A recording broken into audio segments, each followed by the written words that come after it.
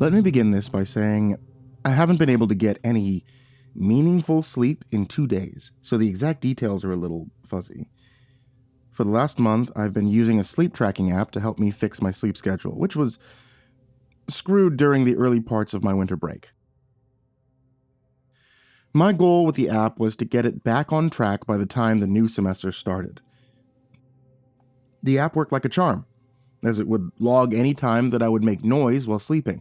This would allow me to then listen to noises that I made throughout the night and delete it if it wasn't of concern the following day.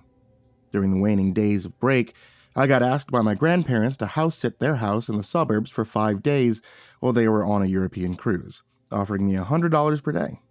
My only responsibility while house sitting was to water their plants, make sure the place wasn't robbed. Other than that, I was free to do whatever I was pleased with. On my first night there, I had planned on inviting 10 or so friends over and having a small party.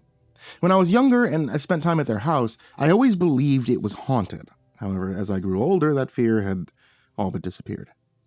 My mom tried convincing younger me that she had used a Ouija board in that house with her friends and summoned a spirit. Since then, whenever I was in the basement, younger me always swore he had seen shadows of someone moving around, despite being the only person down there. As I grew older, however, I had written it off as paranoia. When I arrived at the house, my grandparents had already left for their cruise. I entered through the garage using the code. The house was 2 stories with a finished basement. On the second story, there was 4 bedrooms, 2 bathrooms, while the first floor had a bedroom and a bathroom on it. When someone entered the front door, they would be greeted by an entry hall with L-shaped stairs leading to the second floor. Once I got inside, I went up to the guest room and placed my bags on the bed. The guest room was immediately to the left of the stairs once you reached the top. After unpacking my bags and making myself comfortable in my new room, I ran to the corner store down the block and picked up some snacks for the party that night. I then decided to head downstairs, where they kept the liquor for parties, to see what drinks I'd be able to sneak off with for my friends. When I went downstairs, I got scared by a ghoul decoration between the fridge and the stairs. Its head turned towards the fridge. My grandparents must have bought it for the most recent Halloween, explaining why I had never seen it. After jumping slightly at the sight of the ghoul, I grabbed some bottles of liquor from the cabinet and I went upstairs to prepare. After a few hours of prepping the house for my friends, I unlocked the door and they trickled in. So I won't bore you with the details, but everyone had a good time. They had left by around 1 in the morning. I went back to the guest room and began running the app. I was able to sleep through the first night before waking up around noon. After going around the house watering all my grandmother's plants, I checked my phone and went through all the entries. Now, everything seemed normal until one entry at 3 in the morning. As I played it, curious about what sounds I must have made, I realized the noises were not coming from me, but were footsteps outside of my bedroom door. They made their way downstairs before the audio recording had finished. Out of curiosity, I went and I messaged everyone who had attended the party that previous night, asking if anyone had left later than I thought. To my relief, my friend, let's call him Sam, had responded that he went to lay down at around midnight, waking up and leaving at 3, not wanting to wake me up. So, I breathed a sigh of relief, going, checking the door, seeing that it was for sure unlocked from when he had left, and I quickly locked the door, returned to my room to check the rest of the audio logs. At about 4:30 in the morning, there was another logged noise. As I played it, I realized that it was also footsteps outside of my bedroom door. I, however, chalked up to my nerves, getting the better of me, that Sam had forgotten what time he had truly left the house. The second day was uneventful. Having already watered all the plants, I simply spent the day sitting in front of the TV, switching between watching YouTube and horror movies. And at one point, I did have to go downstairs to the basement to grab myself a frozen pizza. When I went downstairs, I noticed that the ghoul's head was now turned to face the stairs. Now, at first it gave me chills, seeing that the head had moved. However, I assumed that someone from the party had just gone in the basement, messed with the ghoul, I shrugged off the feeling of unease and I walked past it, grabbed the pizza before heading back upstairs. At around 9, I drifted off while watching a slasher movie, being awakened by a scream about half an hour later. Realizing just how tired I was, I turned off the TV and I just headed upstairs. Once I got into bed, I turned on the sleep tracker. I passed out. I slept comfortably for a second night in a row before waking up at 10 in the morning. I went through my sleep logs once again, and this time I saw a log at 2:15. However, when I clicked on it, I only heard breathing. At 30 seconds into the video, I heard what I swore was a door slamming shut on the first floor. I went downstairs cautiously for 2 reasons. To ensure that the doors were still locked, and to hopefully pinpoint which door made that noise. When I got down to the first floor, the front and the back doors were locked, along with the garage being closed, and every door on the first floor was open except for 2 closet doors, and the door leading down to the basement. I worked up the courage to open the door leading to the basement. And as I walked down the stairs, I was met by the ghoul decoration at the landing. I jumped, tripping as I sprinted up the stairs and slammed the basement door shut. I didn't want to overreact. However, I wanted to make sure the house didn't have an intruder hiding inside, waiting for me. I went to my car, I called Sam to come over. In half an hour, he was there. Him and I did a complete sweep of the first and the second floor initially, seeing as those were the areas where I planned on staying for the final 2 days. During the sweep, I asked him if he knew about anyone turning the ghoul's head during the party. He turned to me and said no one went into the basement that night. We'd assumed you locked the door. That response sent a shiver down my spine. I asked him, "You're messing with me, right? That door doesn't lock." He shook his head before continuing the search. After searching every inch of the 2 floors, a sense of dread started overwhelming me. Well, I guess it's time to look into the basement.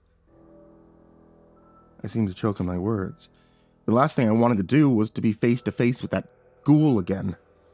I opened the door and led Sam into the basement, showing him how I was greeted by the ghoul. Now that I had Sam with me, I seemingly regained some of my courage. I picked up the ghoul decoration and moved it back into the corner that it was initially in, making sure to catch the light switch to turn on the basement lights. As we searched along the basement, I saw nothing out of the ordinary. Everything seemingly was going well until Sam gasped, swearing he saw a shadow in the back of the basement. We went over to inspect the back wall of the basement, and after a few minutes, we satisfied ourselves that no one was down there. We turned off the lights, and we quickly made our way back to the first floor.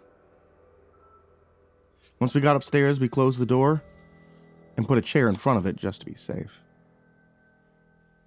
"I swear I saw something move down there," Sam pleaded, begging me to believe him. "I know. I swore I've seen the shadow of someone move down there too," I reassured him. I decided to order him dinner to repay the favor. I ordered wings, and while he drank beer with his dinner, I stuck to soda, not wanting to be intoxicated if something sinister was truly happening. Once Sam had left, I made sure that all the lights were on. I know it's childish, but it was the only way to feel safe sleeping in the house. I had to forego my normal routine of watching horror movies, and I just stuck to comedy movies that night, thinking maybe I just scared myself into believing all the weird happenings, when in reality everything could be explained away. After an hour, I made my way to bed.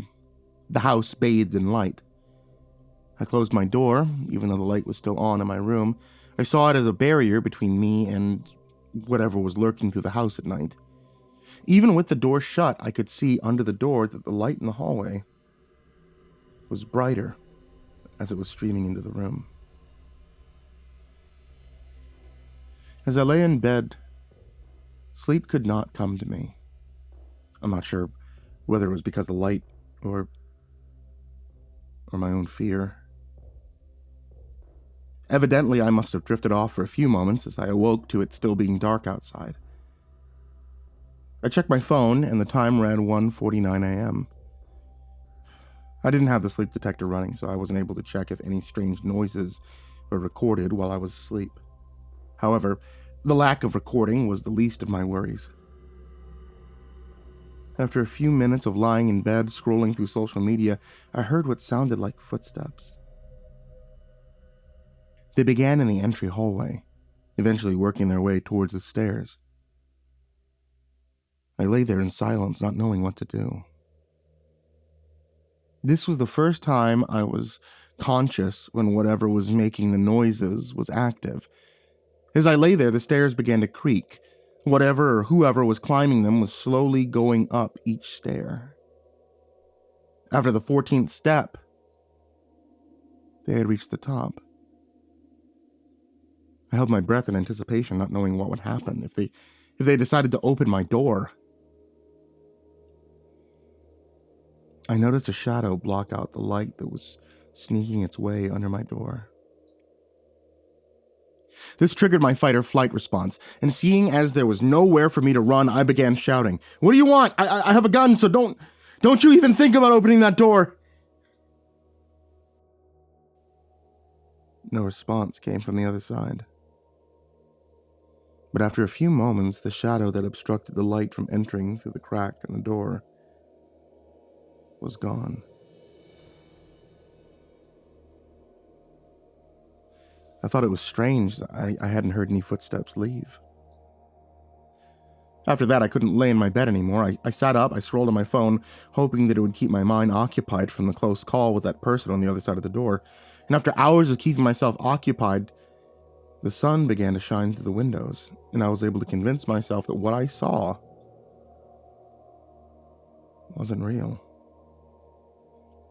I was just sleep deprived, I told myself. When people aren't sleeping properly, they hear auditory hallucinations, they see shadows that often aren't right. That was a good enough explanation for me. Plus, I only needed to last 2 more days before I'd be able to go home and sleep in my own bed. I decided that the best way to keep myself safe would be to stay awake for the next 2 days. Even though I was able to convince myself that what was happening wasn't real, I didn't want to risk catching something through the sleep tracking app that would just make my fears worse. I went through the rest of the day on autopilot, drinking massive amounts of caffeine in an attempt to keep myself awake. I also went down into the living room and began watching some more television. That would keep me awake. By 10 p.m., I felt myself beginning to drift off to sleep. I thought, what harm could happen sleeping on the couch with all the lights on? Especially if I limit it to only an hour, right? Most of the occurrences were only happening in the early hours of the morning, so if I woke up before midnight, I'd be fine. I set multiple alarms, all of which were 5-minute increments between 11 p.m. and 12 a.m. I then spent some time debating whether I should use the sleep tracking app. On the one hand, it could be useful for a couple of reasons, to either document in case something was happening to me, or to help me be aware of what was happening near me while I was in the land of unconsciousness. On the other hand, however, the app had done nothing but promote fear for me. I decided that the 2 pros outweighed the 1 con, especially in the case that something sinister was truly happening. With that, I turned on the sleep tracking app and was able to fall asleep, sitting up on the couch. When I woke up, my 11:25 alarm was going off, meaning I had slept through 5 alarms. As I awoke, though, I noticed that the lights in the adjacent rooms had all gone off, leaving my only light source as a lamp on a table beside the couch and the TV. I assumed at first that the lights must have all just burnt out, as I'd never seen my grandparents replace any of them. They were all installed at around the same time. I don't know what made me do it, but out of morbid curiosity, I checked the sleep tracking app. And sure enough, there were 3 entries. I started with the most recent one, which occurred at 11:24. When I played the noise, I quickly recognized it as simply me shuffling about on the couch, right before I woke up. I sighed in relief as I realized that meant I wasn't in immediate danger. I don't know what compelled me to check the other 2 logs. I don't know if what happened next would have happened if I hadn't. But I clicked on the first recorded sound at 10:19. The sound that was recorded almost sounded like wind, or someone shushing. It was eerie, however. I was able to convince myself that it was just me making the sound. Looking back, I wish I hadn't clicked on the second one because I'll never forget what I heard. The log said the sound occurred at 11:02.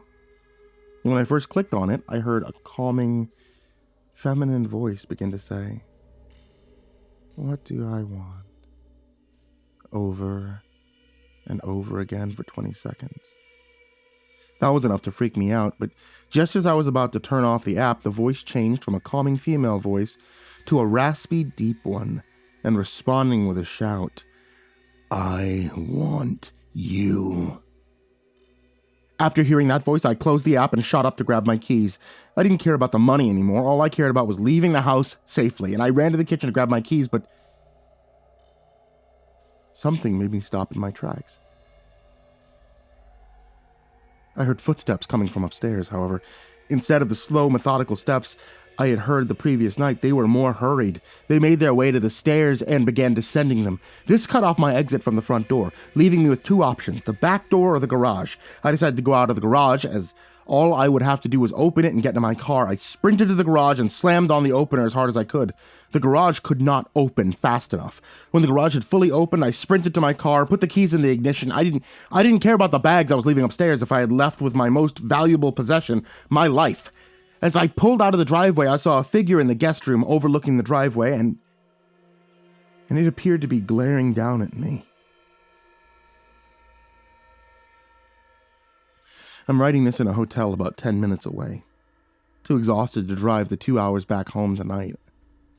I look forward to getting a good night's sleep finally. I'll use the app to make sure that I'm safe, and I'll update everyone with what happens.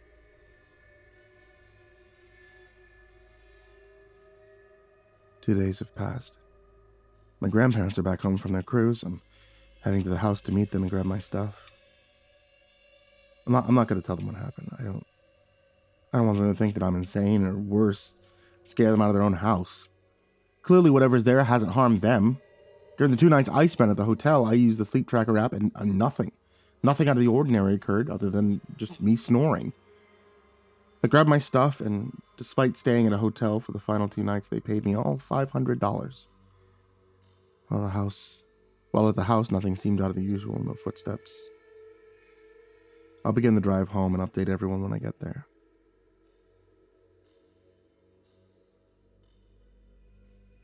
Made it home. Ready to pass out in my own bed. Maybe everything was just in my head, and clearly they haven't been bothered by strange occurrences in their own house. It's possible that I just had too much to drink that first night. Maybe that everything just spiraled, Should be the last update. I'll leave you guys, as I don't foresee anything happening anymore.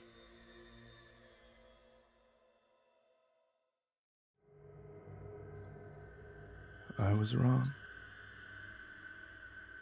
The first week at home was fine, but the last 2 days I heard strange things on the sleep tracker. 2 nights ago I heard footsteps coming from outside my room that wouldn't be alarming if I didn't live alone. I called the police. They searched my house. They found nothing. They told me to call them if anything else happened. And last night, I had another strange log. When I played it, I heard the shushing noise again before the raspy voice began speaking. You thought you were free from me. And next time you fall asleep, you're mine. I don't know what to do. I'm exhausted. And I can feel my eyes starting to close.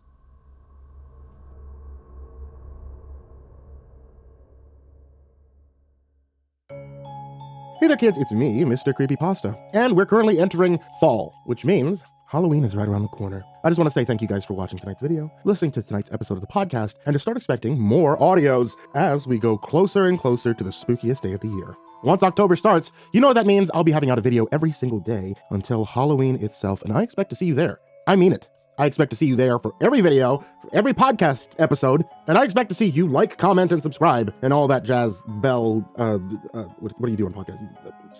Follow on Spotify? Yeah, that, for the month of October, and especially so you don't miss the 13-day countdown. Also, I want to give a huge thank you to everybody on this list of Patreons. Some of these amazing folks are Diana Kraus, AcidSystem, Blake Rattler, Brandon Mendoza, Brenna, Caltuna, ChicagoHitman, CoryxKenshin, CrusaderChocobo, Dakota Best, Daniel Poulsen, Dante Kinkade, Enchanted Buns, Estebean, nephew, himbojerry, Hourminsec's Time, Ingegerd Solstrom, Jay Kearns, Jadis Pet, McMog, Mr. Marcus Blitz, Psychomel, Plant Piz, Red Shadow Cat, Remember the Sun, Salty Surprise, Samar Lynn, Seclude, Simba's Bloody Mojo, Sky Harbor, Smiley the Psychotic, Sully Man, Tully Sue, Team Leo 76, The Demented Voice in Your Head, The Chavez Brothers, The Ginger Bros, Tommy Walters, Viceroy Scorn, William Wellington, Your Bro Keegan, Zabub, and Shadow Gardens. A huge thank you to you guys, everybody who shows up in the description down below, and as always, folks, sweet dreams.